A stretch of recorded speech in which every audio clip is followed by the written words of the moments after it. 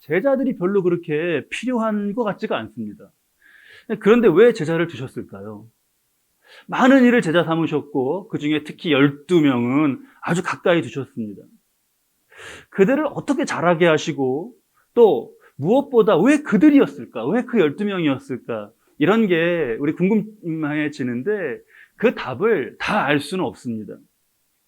그런데 말씀은 그 제자들의 모습을 이렇게 단편적인 어떤 사건들, 그런 걸 보여주시면서 주님이 이루어 가신 일을 조금씩 우리로 깨닫게 그렇게 하고 있습니다. 지금 이제 우리가 어느덧 10월 맞았고 이제 가을인데, 가을은 익어가는 것, 깊어져가는 것을 떠올리지 않습니까? 우리가 이번 가을에 이 제자들을 두고 깨닫게 하시는 그런 말씀을 잘 깨달으면서 우리 영성이 더 깊어지는 그런 소망을 가지고 오늘부터 12제자에 관한 말씀을 나누고자 합니다. 지금도 주님은 우리를 제자로 부르시는데 우리가 잘 듣고 그 말씀을 따르면서 우리가 함께 성숙해가는 그런 시간이 되길 바랍니다. 가장 먼저는 오늘 마태를 보고자 합니다. 마태. 미국 사람들이 제일 싫어하는 정보기관이 그 조사를 보면 그 1위 항상 하는 기관이 있어요. 그게 무슨 경찰, FBI나 CIA 이런 데가 아니라 IRS라고 하는 국세청입니다. 국세청. 세금 징수라면은 그 지구 끝까지 쫓아간다. 그 아주 그냥 철저합니다. 심지어 마약을 거래하는 갱스터들도 이게 마약 거래 잡으러 오는 경찰을 두려워하는 게 아니라 돈이 오가지 않습니까? 수익이 생기고. 근데 여기선 돈의 흐름이 있는데 왜 세금이 안 나왔지, 여기서? 그래서 그걸 조사하는 IRS를 더 무서워한다고요. 자, 그러면 나는 범죄하지 않았고 나는 세무관계나 이런 거에 그냥 당당한데, 이렇게 하면 아무 이런 거 IRS를 의식하지 않아도 될 것 같은데, 이게 세금은 참 묘해서 누구든 붙잡고 막 이렇게 흔들어 털어보면 뭐가 나와요. 그래서 어떤 기업이든지 그 반기지 않는 네 글자가 바로 세무조사 아닙니까? 세무조사. 마태는 직업이 이런 세금 징수원이었습니다. 세금 징수원. 성경이 말씀드린 대로 제자들의 모습을 아주 자세하게, 그 생애를 자세하게 그렇게 말씀하시지 않기 때문에 보통 우리가 제자들에 대한 말씀을 나눌 때는 제자에 대해서 알려진 것이 별로 없지만 이렇게 전제를 하고 말씀을 나누게 됩니다.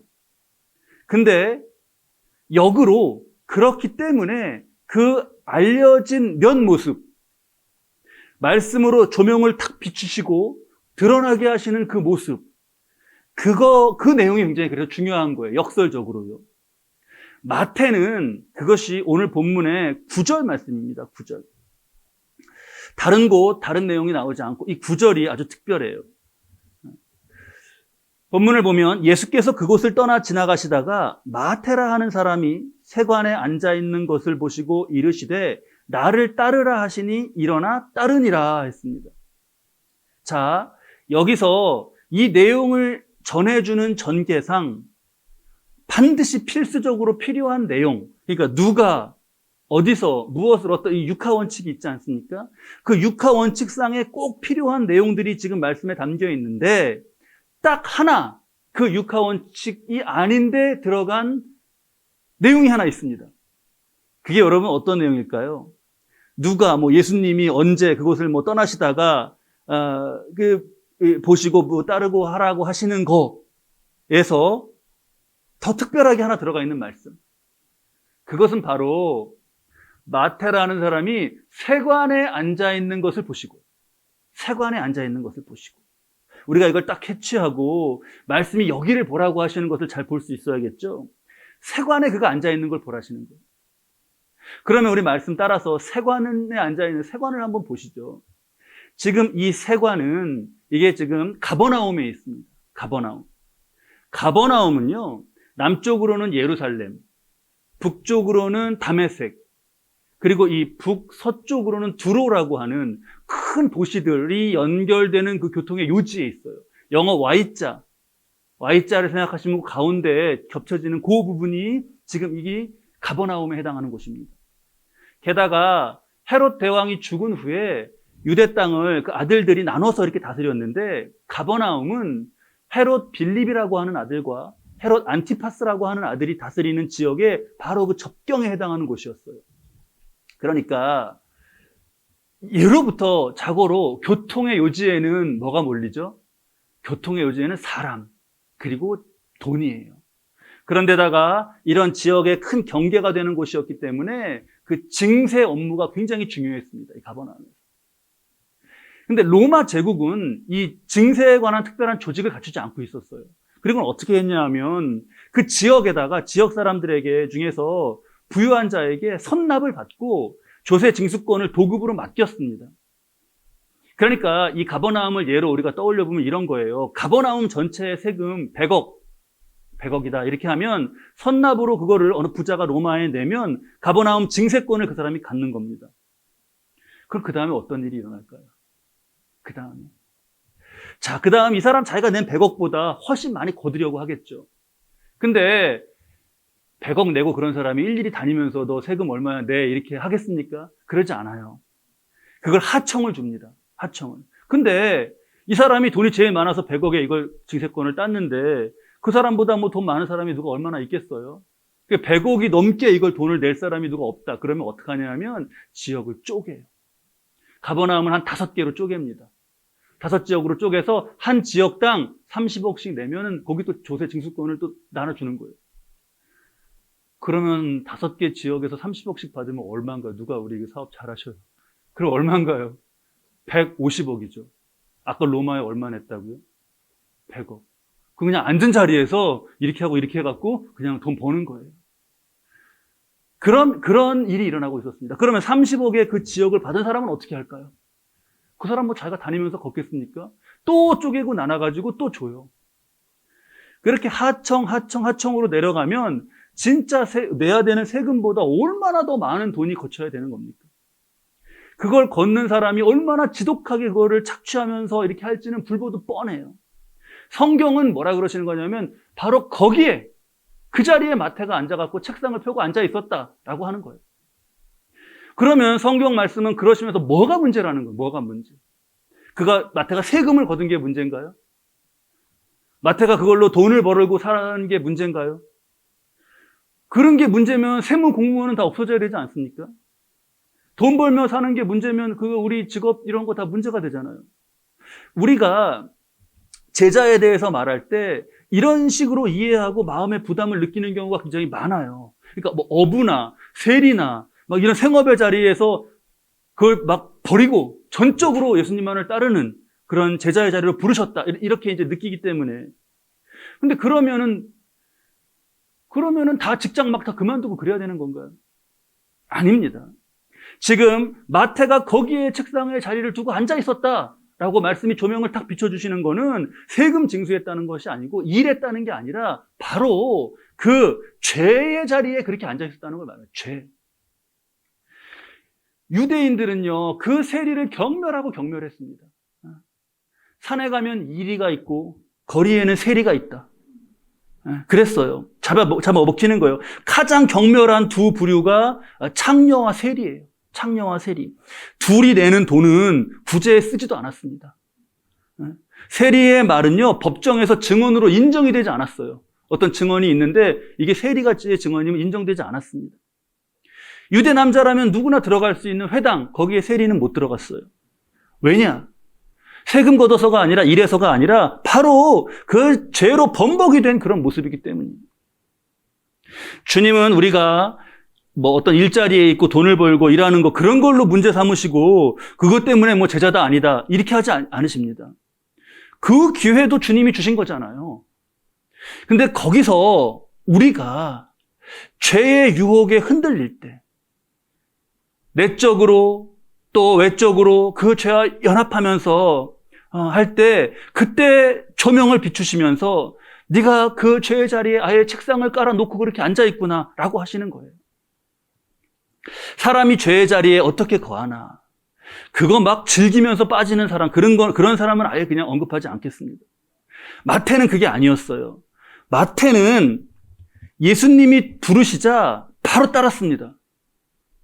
왜냐하면 예수님 부르시는 부르심에 그 신적 권능이 있었거든요. 근데 그것도 권능이지만 마태 자신 안에 그 죄에 대한 자괴감이 있었기 때문입니다. 여러분, 마태의 본명 아셔요? 혹시 마태의 본래 이름? 레위예요, 레위.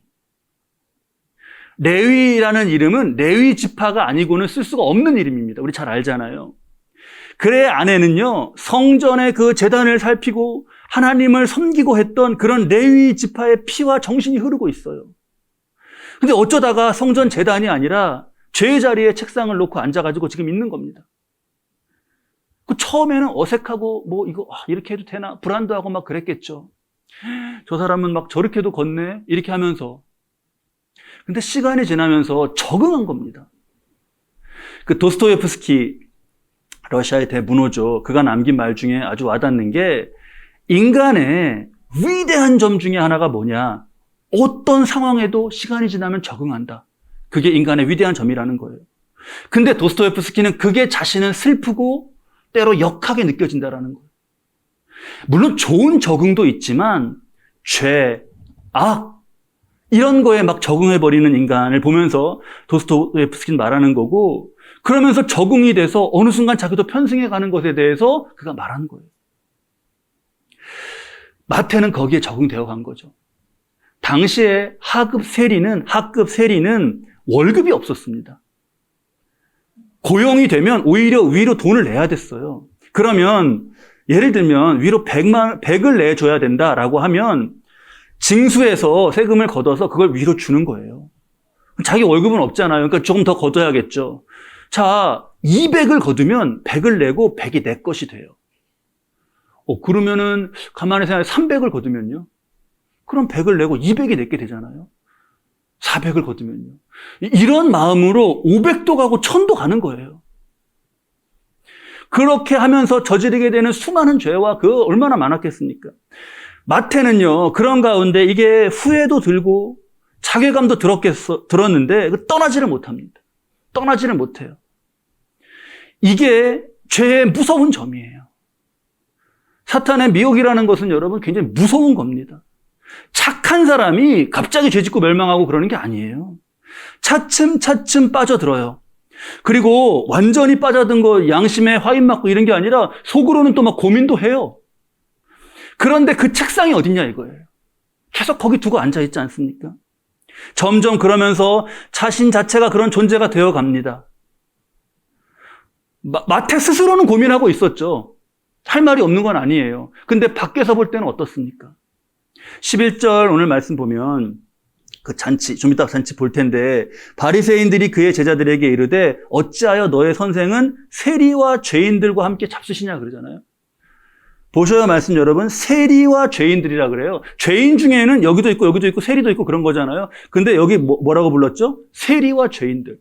세리는요, 죄인 중에서도 아주 악질이고 너무 증오스러워서 죄인 따로고 세리는 그 앞에 또 불러요. 세리와 죄인 이렇게. 마태가 바로 그 세리인 거예요. 본명이 레위고 양심에 좀 찔림이 그런 거가 어디 있습니까 지금? 그냥 바로 그를 세리, 그 죄인보다 더한 그렇게 부르잖아요. 예수님은 그런 마태에게 오신 겁니다. 그 안에 레위의 그 심령을 보신 거예요. 그리고는 나를 따르라. 주님의 말씀이죠. 나를 따르라. 오늘 주님 우리에게도 말씀하셔요. 나를 따르라. 나를 따르라. 이게 여러분 직업을 바꿔라. 어디로 가라. 막 선교지로 막 갑자기 어디로 가라. 그거 아니지 않습니까?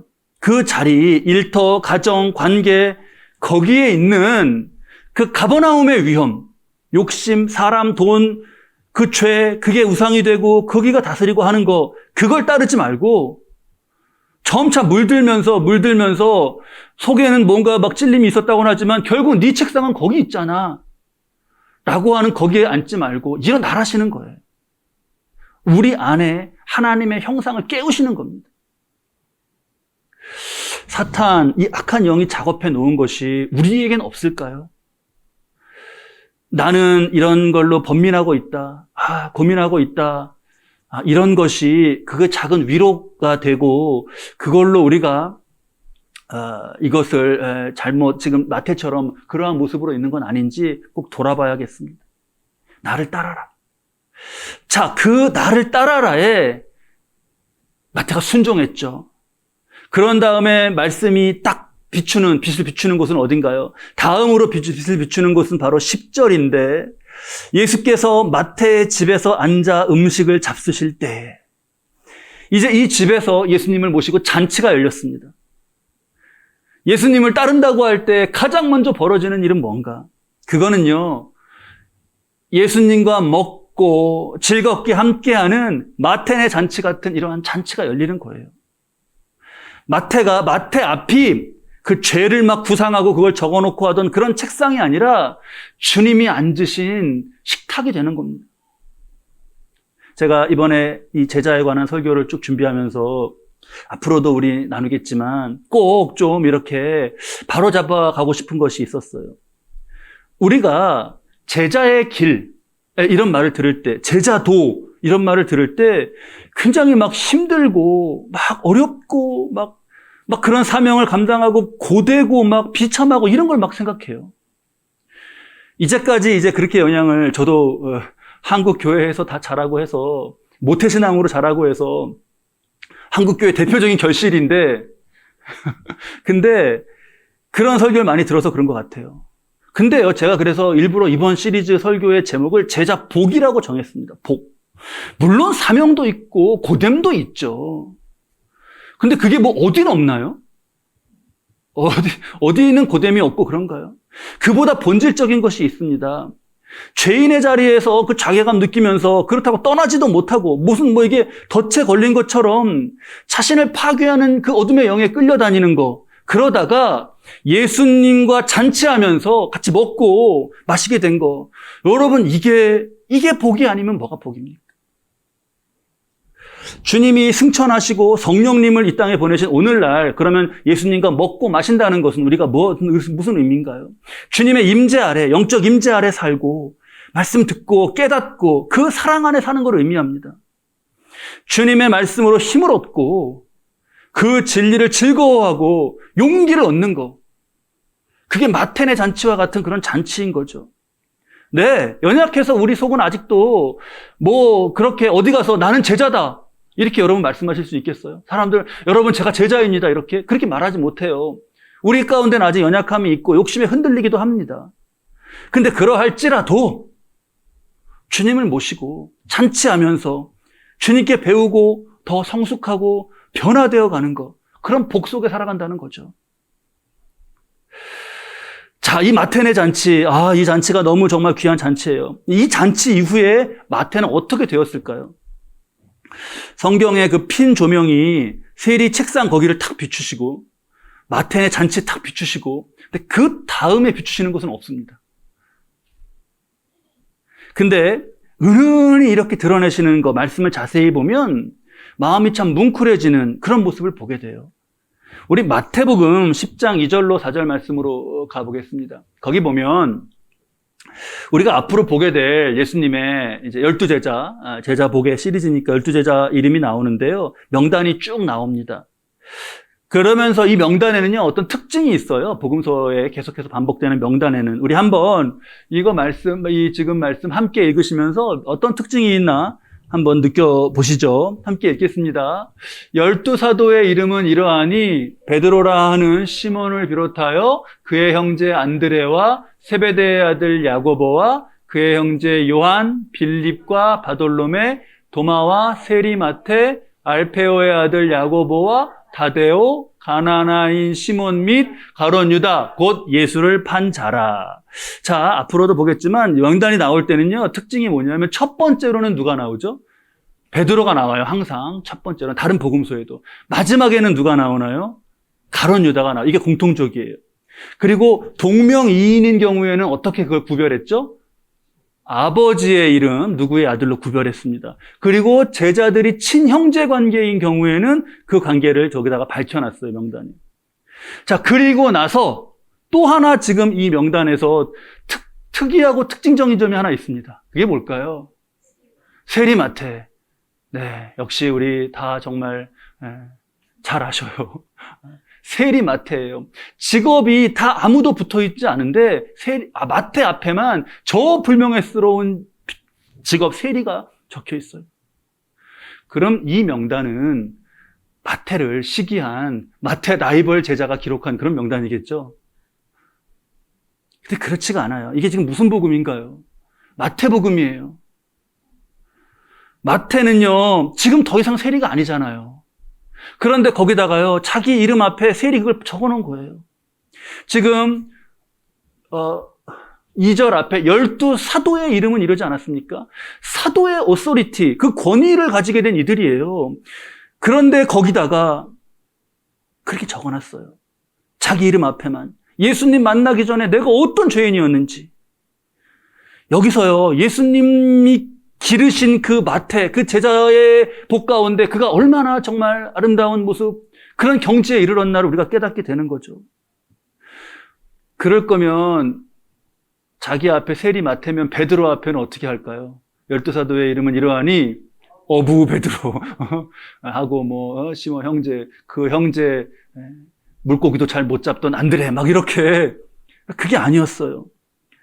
야, 누가 다른 사람이 그때 야, 너 예수님 믿기 전에 함께하기 전에 너 세리였다며? 그럴 때 그래, 너는 어부였잖아. 이게 아닙니다. 지금 마태의 그 모습은 이게 아니에요. 자, 이렇게 보고 나면 마태의 이런 겸손과 그가 주의 사랑으로 변화된 모습, 그 주님의 어떤 역사가 있었는지를 우리가 더 감지하게 돼요. 마태는요, 12제자 중에서 제일 학력으로 보면 제일 높다고 할 수 있습니다. 세리직을 맡을 정도였어요. 워낙에 다른 제자들이 막 어부 막 이렇게 무학이고 막 이러니까 상대적으로 높은 거예요. 근데요, 어디에도 그러한 티를 내지 않습니다. 예수님 제자 그룹 속에 회개가 필요했죠. 회개. 그러면 12명 중에서 회개 적임자는 누군가요? 마태죠. 마태보다 더 적임자가 어디 있습니까? 근데 그 가론 유다가 맡았죠. 마태는 자신을 드러내지 않습니다. 그렇게 자신을 낮추는데, 그런데 하나님은 그를 높이셨죠. 바로 복음서의 첫 책인 마태복음, 이걸 기록하게 하셨어요.